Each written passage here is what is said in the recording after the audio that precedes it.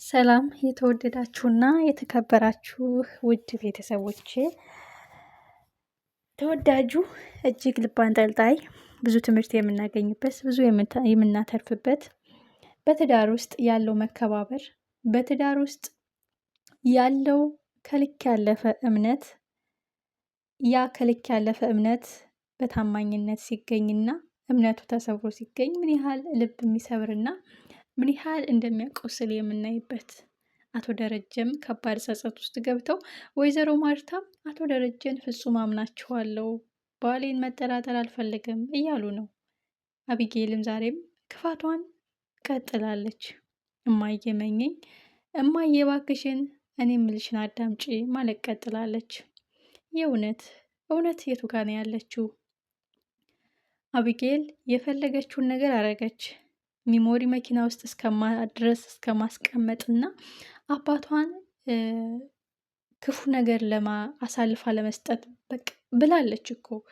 እኔ ወንጀለኛ በሆን አሳልፋች ትሰጭኛለሽ ወይ ሲላትም አቶ ደረጀ አዎ እሰጥሃለሁኝ፣ ምክንያቱም በእርግጥ አንተ አታጠፋም፣ አንተ አሰርቅም፣ አባዬ ግን አሳልፌ እሰጥሃለሁ ነው ያለችው። ኦልሬዲ አባቴ አንተን አሳልፌ እሰጥሃለሁ ባትልም በተዘዋዋሪ ነው አቶ ደረጀ የጠየቃት። አንዲት ልጅ ነበረች እና ይሄን ጉዳይ አንቺ እንዴት ታይዋለሽ ሲላትም ከሰረቀ ሰረቀ ነው፣ ሁልጊዜ ግልጽ መሆን አለበት፣ ጥፋተኛ ደግሞ መቀጣት አለበት ነው ያለችው። አሁን የምናየው የትኛውን ምዕራፍ ነው የሚለውን አብረን እንቀጥላለን። ፕሊዝ ለቤት አዲስ የሆናችሁ ሰፖርት አድርጉኝ። ያልተኖረ ልጅነት በሚል በአዲስ ቻናል መጥቻለሁ ውዶችዬ። ያው ዩቲዩብ ድክም ስልችት እያደረገኝ ነው። እንግዲህ በትዕግስት እጠብቃለሁኝ፣ ይሄ ቀን እንደሚያልፍም አምናለሁ ማለት ነው። ስለዚህ አንዳንድ ጊዜ ደግሞ ጠንከር ማድረግ ጥሩ ነው። መፍጨርጨር፣ መታገል፣ ህይወት ራሱ ጣም የሚኖረው ትግል ያለው ነገር ነው እና ህይወትን አሸንፋታለሁ ወይስ ታሸንፈኛለህ በሚለው ውስጥ ስናልፍ ህይወት ጣዕሙ ትርጉም ይገባናል ማለት ነው። እና ወዶችዬ ተወዳጁ ዳጣ ዛሬም እጅግ አጓጊና እጅግ ልብ አንጠልጣይነቱን ቀጥሏል። አቶ ደረጀና ወይዘሮ ማርታ ተፋጠዋል። ምን ላይ ነው የተፋጠጡት? በምን ዙሪያ ላይ ነው አቶ ደረጀ ድርቅ ብሎ የቀረው የሚለውን እናያለን። ሰላም አሁን ሁሉን ነገር ወስናለች።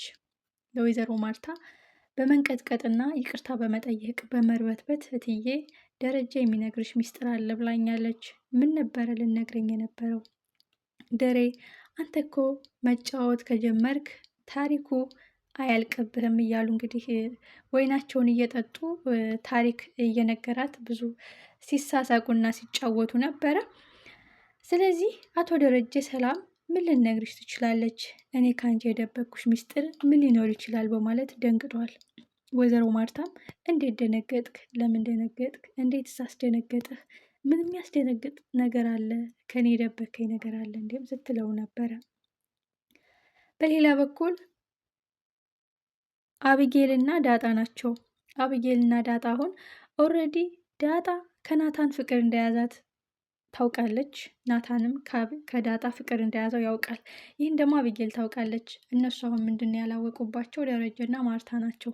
ደረጀና ማርታ እንዳያውቁባቸው ደግሞ በተለይ አቢጌል እሷ እነሱን ለማጋለጥ እነሱን አሳልፎ ለመስጠት የማታደርገው ነገር የለም። ናታን ግን አሁን ለፍቅሩ ከመሟገት ለፍቅሩ ከመታገል ፊት ለፊት ከመታገል ይልቅ በፍጹም የእናንተን ክብር ዝቅ አላደርግም፣ መሆን ካለበትም በስነስርዓት ነው ሊሆን የሚችለው፣ አባዬ ይሄ ሊሆን አይችልም፣ አብዬል የምትለው ነገር ውሸት ነው ብሎ እንግዲህ አቶ ደረጀ በጆሮ የሰማሁት እንደምታፈቅራት እና ቃላቶች ስትለዋወጡ ሰምቻለሁ ሲለው እንደሱ ሊሆን ይችላል፣ ትናፍቅኛለሽ ልላት እችላለሁኝ፣ ግን ሌላ ውስጥ ገብተን አይደለም፣ ፍቅር ውስጥ ገብተን አይደለም በማለት እንግዲህ ናታን ሽምጥጥ አድርጓል።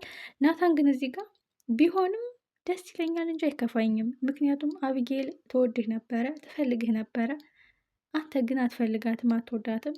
ዳጣም አንተ ከወደድካት እሷም ከወደደችህ ደስ ይለኛል እንጂ አይከፋኝም። ዳጣም ልጄ ናት ነው ያለው። ስለዚህ ናታን እንደዛ ሲለው አባዬ ልክ ነው፣ በቃ ዳጣን እወዳታለሁ፣ አፈቅራታለሁ ማለት ነበረበት።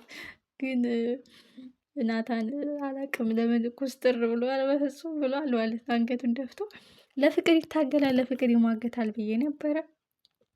ናታን እንግዲህ እጅ ሰጥቷል። አባዬ እንደዛ ሊሆን አይችልም፣ አከብራለሁ፣ ወዳችሁኝ አምናችሁኝ እዚህ ቤት እንደ ልጅ ስለምታኖሩኝ የእናንተን ክብር ዝቅ የሚያደርግ ነገር አላደርግም በማለት እንግዲህ ሽምጥጥ አድርጓል።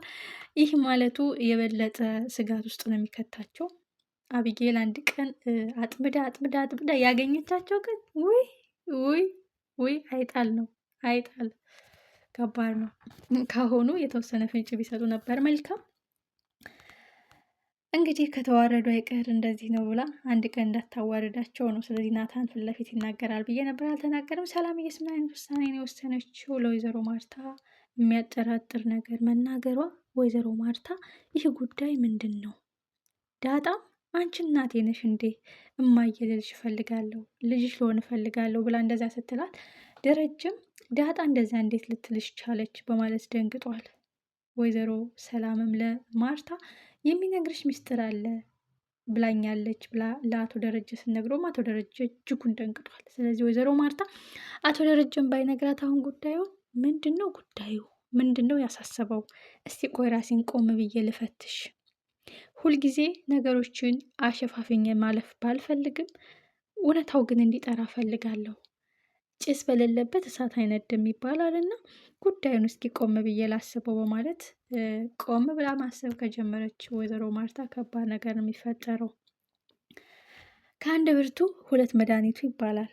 በየቀኑ ነገር እየጎለጎለች የምታመጣው አቢጌል ጭራሽ ወይዘሮ ማርታ እስቲ ቆይ ልጄ እኔም ከጎንሽ ነኝ፣ ነገሮችን እስኪ በተንኮል በክፋት ሳይሆን ቀስ ብለን በጥሞና ልናያቸው ይገባል ብላ ማገዝ ከጀመረች ነገርየው መስመር እየሳተ ይሄዳል፣ እውነታው እየተጋለጠ ይሄዳል ማለት ነው። ስለዚህ ምን ይመስላችኋል ቀጣይ ምዕራፍ? የናታንና የዳጣ ፍቅርስ በዚህው ሻክሮ ይቀራል ወይ? አቢጌልም ናታና ዳጣ እንደሚፋቀሩ እያወቀች ከናታ ላይ ልጥፍጥፍ እያለችበት ዳጣ እንዴት እርርጭስ እያለች እንደነበር አይተናል። እና ምነው ተለጣጠፍሽበት? ስትፈልጊ እናንተ ተደብቃችሁ ፍቅራችሁን ትቀጫላችሁ፣ አለማችሁን ታያላችሁ ትያለች፣ ስትፈልጊ ደግሞ የኔና የኔ ብቻ ነው ታያለች። ናታን ቆይ አንቺ ምን አይነት አስተሳሰብ ነው ያለች? ስትል እንግዲህ ዳጣ ዝምታዋን ሰብራ ከአቢጌል ጋር ተፋጣለች ማለት ነው። ናታንም አሁን በነገሮች ላይ በጉዳዮች ላይ መልስ ማብራሪያ መስጠት አይፈልግም። ምክንያቱም አቢጌል እያንዳንዱን ነገር አሁን በመረጃ በማስረጃ እየያዘች ነው እነሱን ማጋለጥ የምትፈልገው እና ከነገሮች መቆጠብ ከነገሮች መሰብሰብ መርጧል ናታን። ስለዚህ ዳጣና አቢጌል ፊት ለፊት ተፋጠዋል። ቆይ ምን አረኩሽ? እንደ እህት በቀረብኩሽ፣ እንደ እህት በወደድኩሽ፣ ቆይ ምን አረኩሽ? ምንድን ነው የምትፈልጊው? ናታንም ከሆነ ያው ውሰጁ ብዬሽ ነበረ፣ ግን እሱ አይወድሽም። እኔ ሲወድ ደግሞ አንቺ በቅናት በጣም ትጎጃለሽ። ይህ ቅናት ደግሞ መጥፎ ነው ብላም ከዚህ በፊት አጽናንጣትና ከቅናቷ እንድትወጣ አድርጋት ነበረ። አቢጌል ግን በፍጹም አንቺ ብትወጂኝ እኔ አልወድሽም ብላታለች። ስለዚህ እሷን መጉዳት ነው ያላት አማራጭ ማለት ነው። ቀጣይ ክፍልስ ምን ይሆን?